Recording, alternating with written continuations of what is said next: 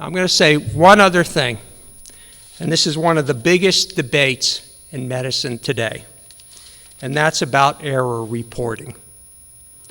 Error reporting has been critical to the safety of other hazardous industries like commercial aviation and nuclear. Okay, what do? They report everything of any seriousness and every near miss. And when you do that, what happens is you actually get more reports, but serious incidents go down. And that's what we find in medical care. Make them report everything serious and every near miss. Actually do that in Pennsylvania, where I'm from, and serious incidents have gone down by about 12 or 15% in the surveyed period. It's over 2 million incidents, but they have started to go down. Overall, serious incidents are incidents that could cause death or serious bodily harm. They have gone down. Make them report everything. The best study was the New York cardiac study in the late 80s and early 90s. And the New York Department of Health found, and this is the best reporting study of the 20th century, they found that the hospitals that were doing coronary artery bypass surgery varied tremendously in terms of mortality rates. Some were 1%, some were 18%. So what did they do? They blew people's minds. They reported which hospitals had the high rates and which surgeons had the high rates. And you know what? It all went down across the system to below 1%. And other states, California, New Jersey, Pennsylvania, and the Veterans Health System have followed that, and they have the same results. Other states that don't have 50% higher rates of fatalities for this procedure. So you report. Now, in order to report, I think if people aren't doing horrible intentional things, if they're not trying to kill patients, or they're not operating drunk, or they're not raping patients, or abusing patients, or something like that, if it's just an accident, and remember, I'm a lawyer, you immunize them. If they report, it's not part of a lawsuit. Get them to report everything. And if you do, I think you'll find that medical accidents go down, serious medical accidents go down the way air crashes and nuclear accidents have gone down. So those are my thoughts.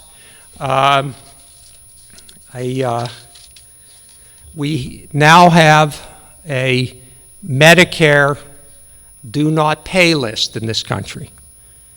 And unfortunately, it only includes 11 things that Medicare won't pay for.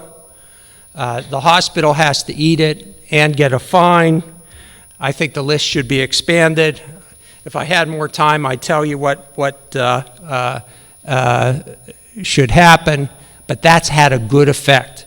And it's also raised about $300 million for Medicare. Okay, here's the Medicare do not pay list. Object inadvertently left in after surgery. Air embolism, that's a bubble. Blood incompatibility, that's a transfusion error. Catheter-associated urinary tract infection, that's like a Foley catheter into the bladder, okay? Shouldn't be an infection. There are infection controls for that. A pressure ulcer, a bed sore. Vascular catheter-associated infection. That's a central line. We know how to beat that. A surgical site infection. Should never be a surgical site infection. There are proper antibiotics and draping controls and other controls that should prevent that. Falls, certain types of falls and traumas in an institution. That's an error. If they cause harm, Medicare won't pay. Complications following elective procedures, including orthopedic surgery, bariatric surgery for obesity. There shouldn't be complications from that. Poor control of blood sugar levels. Shouldn't happen in a hospital. That's an error. And deep vein thrombosis or pulmonary embolism following a total knee replacement or a hip replacement procedure. Shouldn't get a clot from that. And if you do, Medicare won't pay. I think it's really important. That list actually started under George W. Bush, under something called the Deficit Reduction Act of 2005. It was only 2 items at that time. It's expanded to 11. In my view, and if I had more time, I'd talk to you about it, should be expanded to 44 items. Okay, I'm over time by 4 minutes. I apologize. There's a tremendous amount we can do to bring down this epidemic. Unfortunately, what we're doing is pretty much haphazard. It's not across the medical profession. It's not in every hospital. It's certainly not in every doctor's office. It should be. It should be. People don't have to die or be injured by this epidemic. Thank you very much.